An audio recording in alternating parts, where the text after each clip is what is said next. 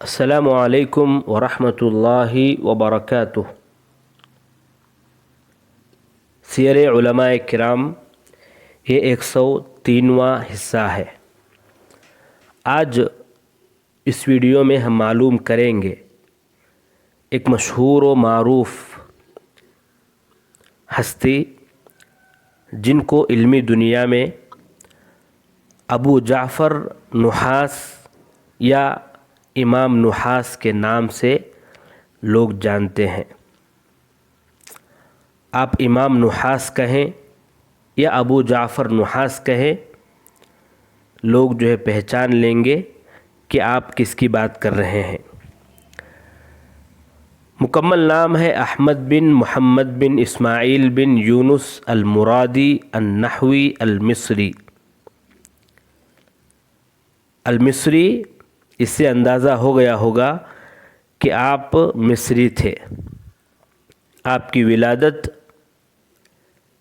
کب پیدا ہوئے، یہ تمام چیزیں مترجمین نے بیان نہیں کی ہیں، شاید معلوم نہیں ہوا ہوگا، لیکن سوانح پڑھنے سے یہ اندازہ ہوتا ہے کہ مصر میں پیدا ہوئے، وہیں پلے، وہیں بڑھے اور وہیں علم حاصل کیا اور وہیں علم کو دیا۔ ان کی معاشی حالت کیسی تھی، اس کا اندازہ ان کے نام سے لگا سکتے ہیں۔ نحاس، نحاس یعنی تانبے کے کام کرنے والے۔ اور عام طور پر چاہے اس زمانے کی بات کریں یا خاص کر اس زمانے کی بات کریں، تانبے کا کام کرنا یہ ان کا کام ہوتا تھا جو غریب لوگ ہوتے تھے۔ مالدار اکثر عام طور پر تانبے کا کام نہیں کرتے تھے۔ اس سے اندازہ لگتا ہے کہ آپ کا گھرانہ غریب گھرانہ تھا۔ بچپن ہی سے آپ علم کے شوقین تھے اور خاص کر علوم شرعیہ اور علوم لغویہ میں آپ دلچسپی لیتے تھے۔ آپ کی جو شہرت ہوئی وہ علوم لغویہ کے اعتبار سے زیادہ ہوئی بمقابل علوم شرعیہ کے۔ جب رحلت کرنے کے قابل ہوئے تو عراق کی طرف رحلت کیے، کوفہ اور انبار بھی گئے، قرقیسان بھی گئے، شام کی طرف گئے۔ ان تمام جگہوں پر گھوم کر آپ وہاں کے علماء اور مشائخ سے استفادہ کیا، حتیٰ کہ لغت، ادب اور نحو میں زبردست علم والے ہو گئے۔ پھر مصر واپس ہوئے اور اپنے عصر کے اقران پر فوقیت لے گئے تھے۔ پھر علوم شرعیہ کو حاصل کرنے میں لگ گئے، جیسے تفسیر، حدیث، فقہ وغیرہ وغیرہ۔ صفدی کہتے ہیں کہ جب مصر لوٹے تو وہاں ایک جماعت سے آپ نے سنا، جیسے احمد بن محمد بن سلامہ الطحاوی، النسائی، بکر بن سہل الدمیاطی وغیرہ سے۔ اب یہ ان کی علمی منزلت کیا تھی، ان کا مقام و مرتبہ کیا ہے، یہ معلوم کرتے ہیں۔ ابو جعفر نحاس رحمہ اللہ مختلف فنون میں مہارت حاصل کیے۔ اس مہارت کا اندازہ آپ کی چھوڑی ہوئی کتابوں سے لگا سکتے ہیں، اور سب سے زیادہ جس علم میں انہوں نے مہارت حاصل کی وہ ہے علم لغت، علم ادب، علم نحو۔ اور آپ ان مشہور علماء نحوی میں ہیں جن کی طرف رجوع کیا جاتا ہے اور ان سے استفادہ کیا جاتا ہے۔ اور اس سب سے بڑی واضح دلیل، یعنی آپ علم لغت، علم نحو اور علم ادب میں ماہر تھے، اس کی سب سے بڑی واضح دلیل آپ کی کتاب المقنع فی اختلاف البصریین والکوفیین ہے، جس میں آپ نے بصرہ اور اہل کوفہ کے درمیان جو اختلاف تھا اس کو بیان کیا ہے۔ آپ نے صرف علوم لغت تک خود کو نہیں رکھا، بلکہ متعدد علوم شرعیہ میں مہارت حاصل کیے، جیسے علوم قرآن، تفسیر، حدیث، فقہ وغیرہ وغیرہ۔ آپ رحمہ اللہ تفسیر، حدیث، فقہ ان تینوں علوم کے مضامین میں بحث و تفتیش کیے، ان کے بیان میں کتابیں تالیف کیں۔ زبیدی فرماتے ہیں کہ وہ واسع العلم تھے، زیادہ تالیف کرنے والے تھے، ان کی قرآن کے متعلق متعدد کتابیں ہیں، مفید کتابیں ہیں۔ اب آئیے معلوم کرتے ہیں علماء کے آراء، آپ کے متعلق علماء کیا کہتے ہیں۔ ابن معقولہ کہتے ہیں کہ وہ فاضل تھے۔ یاقوت الحموی کہتے ہیں کہ فضل والے تھے۔ ابن خلکان کہتے ہیں کہ اپنے نفس کے لیے سادگی پسند تھے، جب انہیں امامہ تحفے میں دیا جاتا تو اس کو کاٹ کر 3 امامے کر لیتے، بخل اور شح کے وجہ سے۔ لوگ ان سے زیادہ علم حاصل کرتے تھے، اسی بنا انہوں نے لوگوں کو نفع پہنچایا اور ان سے بہت سے لوگوں نے علم حاصل کیا۔ امام سیوطی رحمہ اللہ فرماتے ہیں کہ وہ اہل فضل والوں میں سے ہیں، ان کا قلم ان کی زبان سے اچھا تھا اور لوگ ان سے علم حاصل کرنے کے خواہاں رہتے، ان سے بہت سے لوگوں نے علم حاصل کیا۔ اب آئیے آپ کے اساتذہ کے بارے میں معلوم کرتے ہیں۔ ابو جعفر نحاس رحمہ اللہ نے بہت سے علماء سے علم حاصل کیا، چاہے مصر کی بات کریں، مصر سے باہر کی بات کریں۔ ان کی زندگی کو دیکھنے والا معلوم کر سکتا ہے کہ وہ مختلف جگہ رحلت کیے تھے اور وہ علماء لغت، علماء نحو، علماء ادب کے مجلسوں میں بھی بیٹھے تھے، ان سے حاصل کیا۔ مجالس قراء میں ساتھ رہے، ان سے حاصل کیا۔ تفسیر، حدیث، فقہ کے مجالس میں شریک ہوئے۔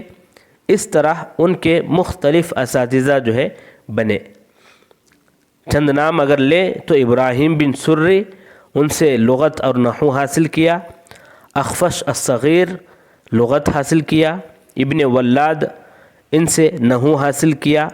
ابن کیسان، ان سے بھی نحو حاصل کیا۔ نفتویہ لغت حاصل کیا، ادب حاصل کیا، نحو حاصل کیا۔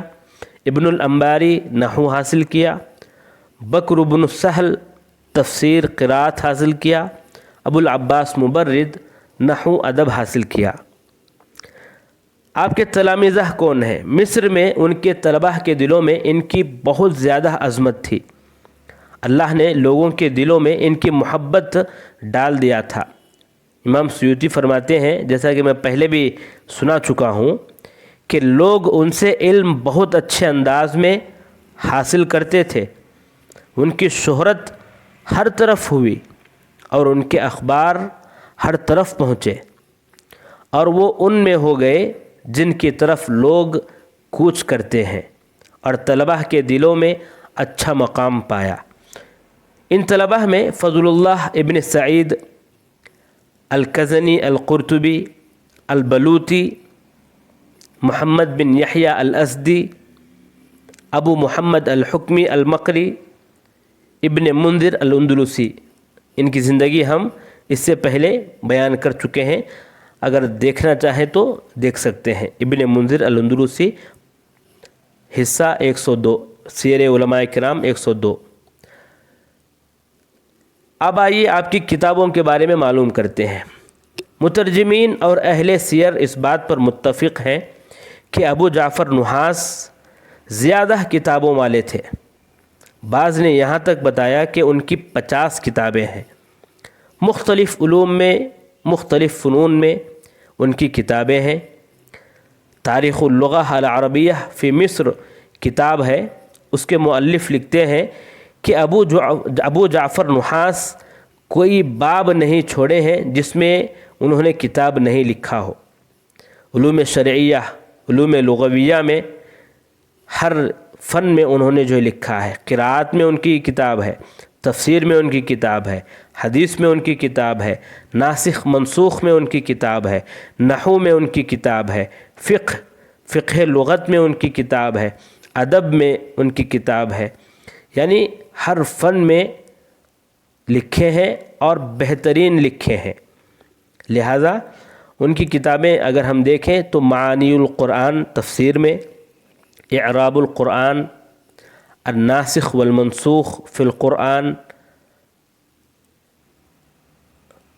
شرح القصائد السبع، صناعۃ الکتاب، اخبار الشعراء، اختصار تہذیب الآثار للطبری، ادب الکتاب، ادب الملوک، الاشتقاق لاسماء اللہ عز وجل، الانوار، تفسیر عشرۃ دواوین، شرح المفضلیات، شرح مقامات الحریری، طبقات الشعراء، الکافی فی النحو، معانی الشعراء، المقنع فی اختلاف البصریین والکوفیین، ناسخ الحدیث و منسوخہ۔ لیکن افسوس کی بات کیا ہے کہ ان کی اکثر کتابیں یا تو مفقود ہیں یا مخطوط ہیں۔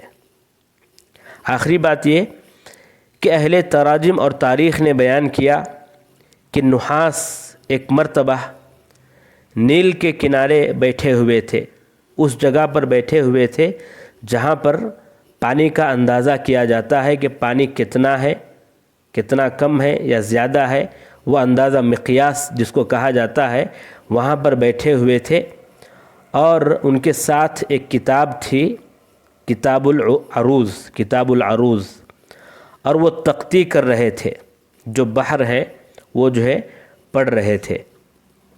وہاں سے کچھ جہلا جاہل لوگ جا رہے تھے، انہوں نے دیکھا کہ یہ کچھ مقیاس کے پاس بیٹھ کر، ندی کے پاس بیٹھ کر کچھ پڑھ رہے ہیں۔ اب انہیں معلوم تو نہیں تھا کہ یہ کتاب العروض ہے اور وہ تختی کر رہے ہیں، بحر پڑھ رہے ہیں، انہیں معلوم نہیں تھا، جہلا لوگ تھے۔ لوگ ایک روایت میں لوگ ہے، ایک روایت میں جو ہے آدمی ہے، ایک آدمی، خیر جو بھی ہو۔ تو جب انہوں نے دیکھا کہ یہ کچھ کر رہے ہیں تو انہوں نے سمجھا، گمان کیا کہ شاید یہ جو ہے پانی میں جادو کر رہے ہیں، پانی میں جادو کر رہے ہیں تاکہ پانی جو ہے کم ہو جائے اور پانی کی قیمت جو ہے بڑھ جائے، شاید اس طرح وہ کچھ پڑھ کے جو ہے جادو کر رہے ہیں، حالانکہ وہ بحر پڑھ رہے تھے۔ تو گئے ان کے پاس اور ان کو جو ہے ایک لات، لوگوں نے ایک آدمی جو ہے لات مارا اور وہ پانی میں گر گئے، اسی میں جو ہے ڈوب کر ان کا انتقال ہو گیا۔ تو 330 پر 7 ہجری یا 330 پر 8 ہجری کو آپ وفات پائے۔ انا للہ و انا الیہ راجعون۔ اللہ تبارک و تعالیٰ آپ کی خدمات کو قبول فرمائے اور آپ کو جنت الفردوس میں جگہ عطا فرمائے، آمین یا رب العالمین۔